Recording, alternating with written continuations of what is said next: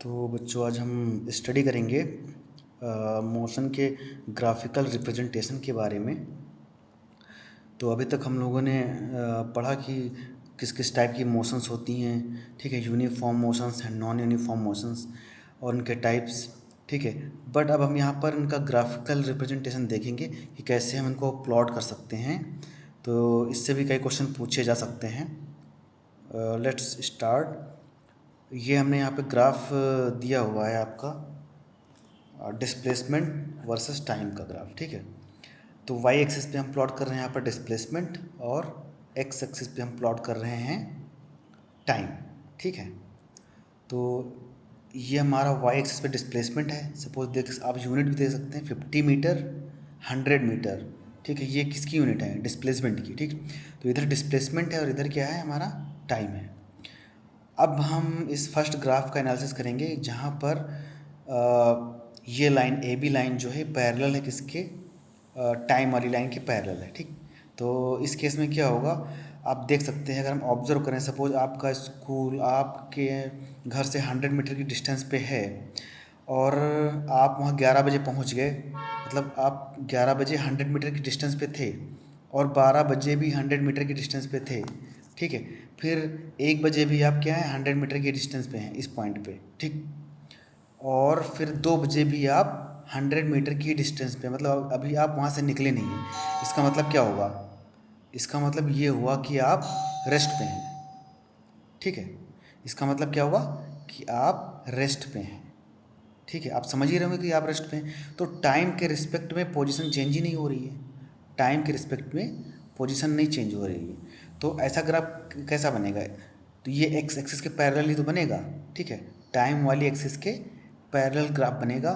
अब बात कर लेते हैं इसके स्लोप की। तो इसका स्लोप क्या होगा? आप खुद देख रहे हैं पैरेलल लाइन है, एक्स एक्सिस के पैरेलल है, उसका स्लोप क्या होता है? ज़ीरो, ठीक है। उसका स्लोप क्या होता है? ज़ीरो। ज़ीरो का मतलब है कि वेलोसिटी क्या है? ज़ीरो। अब जब डिस्प्लेसमेंट हो ही नहीं रहा है, आप मूव ही नहीं कर रहे हैं, तो वेलोसिटी तो ज़ीरो होगी, ठीक है। तो यहाँ एम क्या होता है? Tan theta. टेन थीटा मतलब slope of any straight line, किसी भी लाइन का स्लोप क्या होता है? Tan theta. और थीटा अगर ज़ीरो है तो स्लोप भी ज़ीरो होगा, स्लोप ज़ीरो तो वेलोसिटी भी ज़ीरो, ठीक। तो वेलोसिटी जीरो। आप दूसरा ऑब्जर्वेशन हमारा ये है कि आप ऐसे भी करके देख सकते हैं एक्स टू माइनस वी होता है D X by D T, differentiation of X displacement with respect to time. और थोड़ा लॉन्ग इंटरवल के बारे में अगर बात करेंगे तो X two minus X one upon T two minus T one, ठीक है। अगर यहाँ पे एक्स पुट करेंगे तो पहले भी 100 था और बाद में भी 100 है। 100 माइनस 100 जीरो, तो वेलोसिटी भी क्या हो जाएगी? ज़ीरो, ठीक है। तो इसको आप ऐसे भी ऑब्जर्व कर सकते हैं। एक चीज़ आपको यहाँ पे और देखनी है कि अगर ये लाइन पैरेलल है, एक टाइम की एक्सिस के पैरेलल है, तो आप ऐसे ही बोल सकते हैं, खासकर डिस्प्लेसमेंट टाइम ग्राफ में, ठीक है। आप बोल सकते हैं ऑब्जेक्ट एट रेस्ट। तो ये हमारा ग्राफ हो गया, ठीक है। ठीक है, नेक्स्ट एनालिसिस है हमारा डिस्प्लेसमेंट टाइम ग्राफ पर ही एनालिसिस करेंगे हम इसका, जिसमें कि वेलोसिटी कांस्टेंट आती है, ठीक है। कांस्टेंट वेलोसिटी आती है इसमें, इसका हम एनालिसिस करेंगे। तो आप स्ट्रेट लाइन यहाँ देख रहे हैं, तो डिस्प्लेसमेंट टाइम ग्राफ पर क्या हो रहा है कि टाइम तो वेरी कर ही रहा है, साथ में डिस्प्लेसमेंट भी वेरी कर रहा है। टाइम के साथ में डिस्प्लेसमेंट वेरी कर रहा है, बट किस प्रोपोर्शन में कर रहा है? क्या लीनियरली प्रोपोर्शनल है? मतलब जैसे टाइम इंक्रीज़ हो रहा है उसी के प्रोपोर्शन में क्या डिस्टेंस डिस्प्लेसमेंट इंक्रीज़ कर रहा है? तो अगर ऐसा हो रहा है तो हम बोलेंगे कांस्टेंट वेलोसिटी है यहाँ पर। तो अगर स्ट्रेट लाइन बनती है तो इसमें कांस्टेंट वेलोसिटी आता ही है। आप यहाँ पर देख सकते हैं 2 सेकंड में आप 10 मीटर पे थे, अगले 2 सेकंड यानी 4 सेकंड में आप 20 मीटर पर हैं, अगले नेक्स्ट 2 सेकंड में आप 30 मीटर पर हैं। तो आप किसी भी टाइम इंटरवल में स्लोप निकाल के देख लीजिए, वेलोसिटी आपकी सेम आएगी। सपोज यहाँ का स्लोप निकालिए आप, ठीक है। At T equal to 2 second पर आप स्लोप निकालिए तो क्या आएगा? स्लोप क्या आएगा? टेन थीटा क्या होता है? क्या होता है? लेंथ अपॉन बेस या परपेंडिकुलर अपॉन बेस। तो यहाँ परपेंडिकुलर कितना है? 10, 10/2 5, 10/2 5। तो यहाँ पर वेलोसिटी क्या आएगी? 5 आएगी। यहाँ पर भी आप निकाल के देख सकते हैं। यहाँ पर कितना है? 20/4, 20/4 4, यहाँ पर भी स्लोप क्या आएगा 5। एक्चुअली ये स्लोप ही तो है, स्लोप तो स्ट्रेट लाइन का हर जगह पर सेम ही रहेगा ना, ये भी थीटा और ये भी थीटा, ये भी थीटा और ये भी थीटा, तो ये सारे थीटा ही तो हैं, तो स्लोप सेम रहेगा। अगर स्लोप सेम रहेगा इसका मतलब वेलोसिटी सेम रहेगी। मैं पहले भी बता चुका हूँ कि स्लोप ही वेलोसिटी होता है डिस्प्लेसमेंट टाइम ग्राफ पे। तो अगर स्लोप हर पॉइंट पे सेम है तो वेलोसिटी हर पॉइंट पे सेम रहेगी, यानी वेलोसिटी कांस्टेंट रहेगी। वेलोसिटी कांस्टेंट रहेगी मतलब ऑब्जेक्ट 5 मीटर पर सेकंड से अगर चल रहा है तो उसी वेलोसिटी से चलेगा, ठीक है, वेलोसिटी चेंज नहीं होगी यहाँ पर। अब अगर वेलोसिटी चेंज नहीं हो रही इसका मतलब क्या है, यहाँ पर एक्सीलरेशन नहीं है, ठीक है। तो आप यहाँ ये लिख सकते हैं कि एक्सीलरेशन इक्वल टू 0, ठीक। और दूसरा ऑब्जर्वेशन ये है कि आप x2 माइनस x1 से भी निकाल सकते हैं, ठीक है, वही तो स्लोप होता है v इक्वल टू dx/dt। तो x2 minus x1 upon t2 minus t1, 20 minus 10 upon 4 minus 2, ठीक, ऐसे भी निकाल सकते हैं। कई तरीके हैं इसके ऑब्जर्वेशन के, ठीक है, इससे भी आप निकाल सकते हैं यहाँ पर। तो फर्स्ट जो ग्राफ था हमारा उसमें क्या था, उसमें वो रेस्ट पे था, पोजीशन एट रेस्ट पे थी पोजीशन उसकी, और इसका मतलब है इसकी वेलोसिटी भी 0 थी और एक्सीलरेशन भी 0 था। सेकंड ग्राफ में क्या हो रहा है, वेलोसिटी तो है बट कांस्टेंट है, और यहाँ पर भी एक्सीलरेशन हमारा क्या है 0 है, ठीक। अब एक्सीलरेशन हमारा क्या है यहाँ पर 0 है, ठीक। ये हमारा ऑब्जर्वेशन नंबर सेकंड है। इसमें और भी कई ग्राफ आप देख सकते हैं, ऐसा नहीं कि ऐसे ही ग्राफ बनेगा या ओरिजिन से होकर के ही जाएगा, ये थोड़ा अबव भी ये लाइन बन सकती है। आप लाइन तो कैसे भी बना सकते हैं ना, तो सपोज़ अब ये लाइन ऊपर से है, ये लाइन हमारे ऊपर से है, इसका मतलब क्या है, t=0 पे 20 मीटर पे था। सपोज़ मैं बोलूँ कि आप अपने घर से कैंटीन आपकी 20 मीटर के डिस्टेंस पे है, आप वहाँ पर थे, तो आप ये कह सकते हैं कि t=0 पर मैं 20 मीटर की डिस्प्लेसमेंट पे था, ठीक है, ये आप बोल सकते हैं यहाँ पर। तो इसका मतलब है कि वो ओरिजिन से स्टार्ट नहीं हुआ, ऑलरेडी कहीं पे था, ठीक है, ऑलरेडी वो कहीं पे था और हमने वहाँ पर टाइम 0 ले लिया है, ठीक है, कि आप यहाँ से स्टार्ट करिए ना कि आप यहाँ से स्टार्ट कर रहे हैं। तो इस केस में भी देखिए, अगर थीटा स्लोप हो सकता है, स्लोप भी सेम हो, इसकी भी वेलोसिटी 5 मीटर पर सेकंड हो, बट ये बंदा आपसे आगे था और आपने घर से स्टार्ट किया था, इसने कैंटीन से स्टार्ट किया है, ठीक है। आपने ओरिजिन अपने घर से स्टार्ट किया है और इसने कहाँ से स्टार्ट किया है, 20 मीटर वो आपसे आगे था, वहाँ से स्टार्ट किया, बट वेलोसिटी आपकी सेम है, ठीक है। 5 मीटर पर सेकंड उसकी भी थी और इसकी भी 5 मीटर पर सेकंड है। फिर दूसरे ग्राफ का एनालिसिस करते हैं यहाँ पर। तो यहाँ पर आप देख सकते हैं कि ये स्लोप क्या आ रहा है, ये स्लोप आप देख रहे हैं निगेटिव आ रहा है स्लोप, यानी 90 से अबव, इसका मतलब slope negative, because tan 90 plus theta होता है माइनस कॉट थीटा, इसका मतलब स्लोप क्या आएगा, निगेटिव आएगा। 90 से 180 के बीच में आपका स्लोप निगेटिव आना है। स्लोप निगेटिव तो वेलोसिटी भी निगेटिव, तो ये वेलोसिटी निगेटिव हो गई, ठीक। निगेटिव वेलोसिटी का मतलब क्या हुआ कि अगर आप स्कूल की तरफ जा रहे थे, आप स्कूल की तरफ जा रहे थे, ठीक है, तो आपकी वेलोसिटी पॉजिटिव थी। अगर आप स्कूल से घर की तरफ वापस आएंगे तो आपकी वेलोसिटी क्या होगी, निगेटिव होगी, ठीक है। आप डायरेक्शन कोई भी प्लस और माइनस ले सकते हैं, आप घर से स्कूल जाने की डायरेक्शन निगेटिव ले सकते हैं और वापस आने की पॉजिटिव ले सकते हैं, ये आपके ऊपर डिपेंड करता है। और आप या तो घर से स्कूल जाने की डायरेक्शन को पॉजिटिव ले सकते हैं और वापस आने को निगेटिव ले सकते हैं, इससे कोई रिजल्ट पे फ़र्क नहीं आएगा, ठीक है।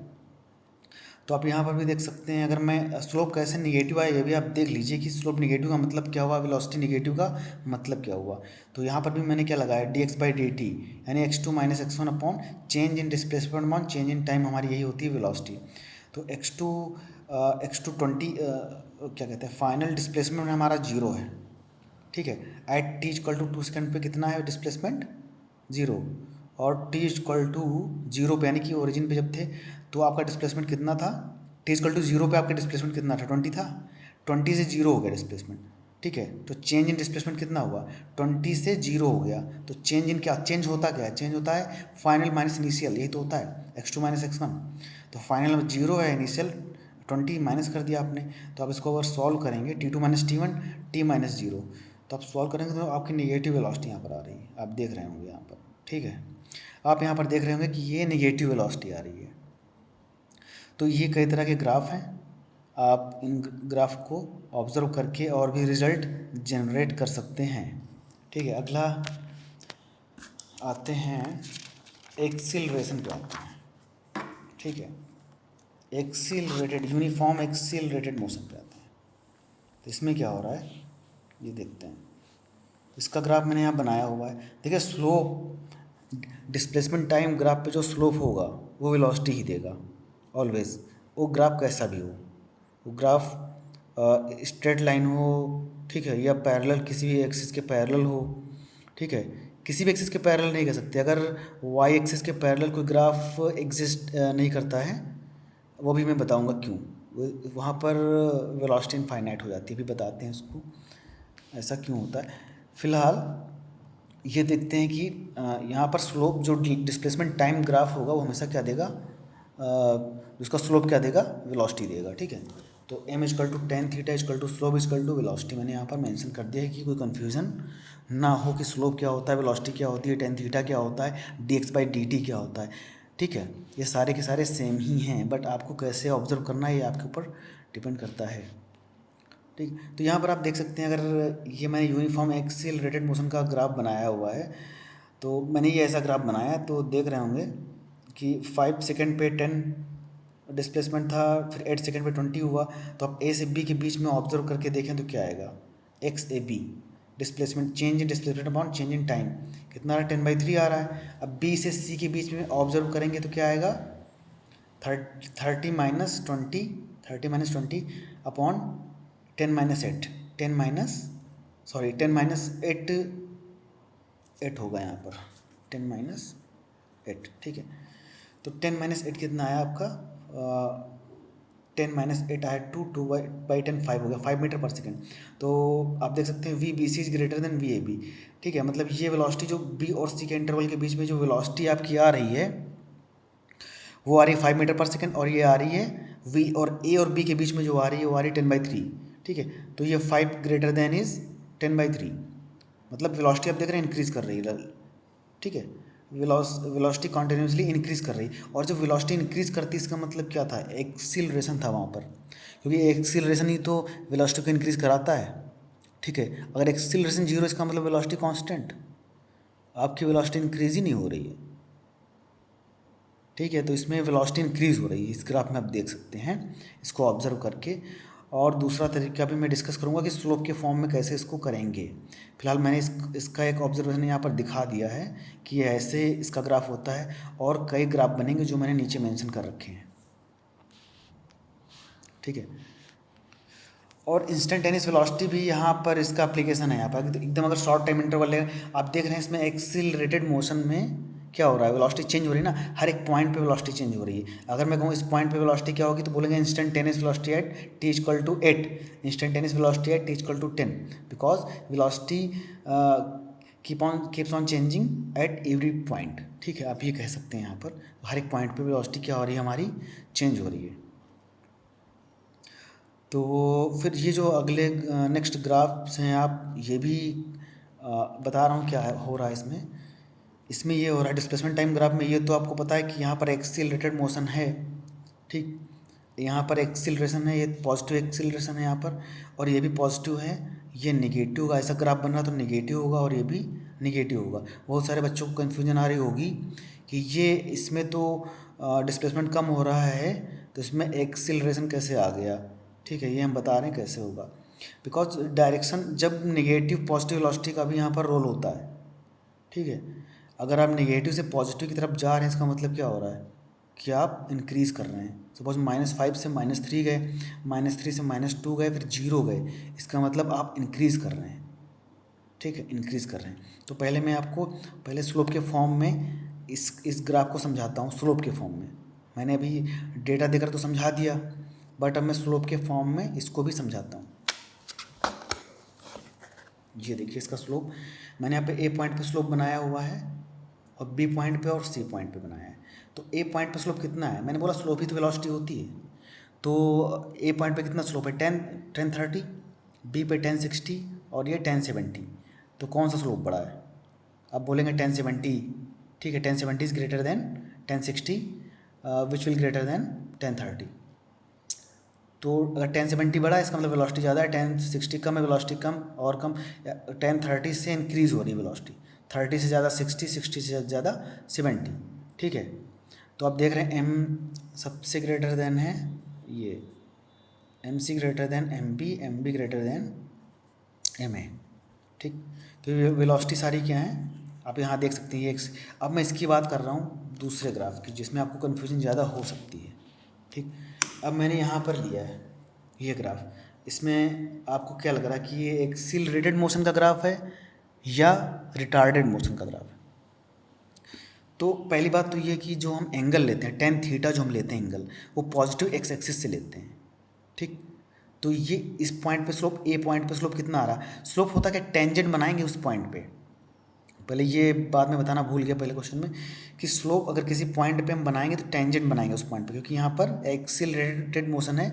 तो अगर आपको स्लोप निकालना है या वेलोसिटी निकालनी है तो उस पॉइंट पे आप टेंजेंट बना देंगे, तो उस टेंजेंट की जो वैल्यू होगी वही आपकी वेलोसिटी होगी, उस टेंजेंट की जो वैल्यू होगी वही आपकी वेलोसिटी। टेंजेंट टेन थीटा ही तो होता है, M equal to tan theta, ठीक। तो इसमें आप देख रहे हैं सेकेंड ग्राफ में कि पहले ए पॉइंट पे 150 डिग्री एंगल था पॉजिटिव एक्स एक्सिस से, फिर 120, फिर 100, ये हुआ हमारा, ठीक है। तो आप देख सकते हैं कि यहाँ पर स्लोप कितना है ए पॉइंट पर 10 150, फिर बी पर 10 120 और सी पर 10 100। तो कौन सा स्लोप बड़ा हुआ, तो आप पहले इसको सॉल्व कर लेते हैं। 10 एम ए पे कितना हो रहा है, 10 150 को मैं कन्वर्ट कर सकता हूँ 90 plus theta, 10 90 plus theta minus cot theta होता है, तो 10 90 प्लस 60 हो गया माइनस कॉट 60। इसकी वैल्यू आएगी -1/√3 जो आएगा -0.527, ठीक है, -0.527। और यहाँ पे ये क्या आ रहा है, एम बी पे देखते हैं कितना आ रहा है, 10 90 प्लस 30 करेंगे 120 हो जाएगा, 10 90 प्लस 30 हो जाएगा माइनस कॉट 30 कितना हुआ -√3 -1.732। तो इसमें से कौन सी क्वांटिटी बड़ी है, अभी तो आप समझ ही रहे हो कौन सी क्वांटिटी बड़ी है, जो वो क्वांटिटी बड़ी होती है जो जीरो के क्लोज होती है। तो -0.527 जीरो के क्लोज है, ठीक है। ऐसे ही समझ सकते हैं आप। -3 -2 में कौन सा बड़ा है, -2 ही तो बड़ा है, ये जीरो के क्लोज है, जो जीरो के क्लोज होगा वही तो बड़ा होता है। और वैसे भी इनइक्वालिटी आप अगर माइनस साइन आप यहाँ पे कैंसिल आउट करते हैं तो इनइक्वालिटी चेंज हो जाती है, तो 3 ग्रेटर देन 2 आएगा। तो आप इनइक्वालिटी के फॉर्म में भी इसको देख सकते हैं, कोई प्रॉब्लम नहीं। तो ऐसे आप इस ग्राफ को समझ सकते हैं। बाकी सारे के सारे ग्राफ जो मैंने बनाए हैं वो इस ऑब्जर्वेशन से समझ सकते हैं। तो मैंने यहाँ बता दिया कौन सा एक्सेलरेटेड मोशन का ग्राफ है और कौन सा रिटार्डेड मोशन का ग्राफ है, ठीक है। फिर नेक्स्ट टाइम हम डिस्कस आगे करेंगे, अगला टॉपिक अब हम डिस्कस करेंगे कि conversion of velocity time graph into acceleration time graph, या displacement time graph into velocity time graph में भी कन्वर्ट करेंगे, और वेलोसिटी टाइम ग्राफ को एक्सीलरेशन टाइम ग्राफ या एक्सीलरेशन टाइम ग्राफ को वेलोसिटी टाइम ग्राफ में कन्वर्ट करेंगे, कन्वर्जन देखेंगे कैसे कन्वर्ट होता है। तो उसमें हम ये डिस्कस करेंगे नेक्स्ट टॉपिक में। और एक चीज़ यहाँ पर वहाँ ये भी हम बताएंगे कि area under the curve V N T graph क्या देगा, डिस्प्लेसमेंट देगा, ठीक है। वी टी ग्राफ के अंडर में जो ग्राफ होगा उसके अंडर जो एरिया आएगा वो क्या देगा, हमारा डिस्प्लेसमेंट, ठीक है। तो नेक्स्ट टॉपिक में हम ये डिस्कस करेंगे।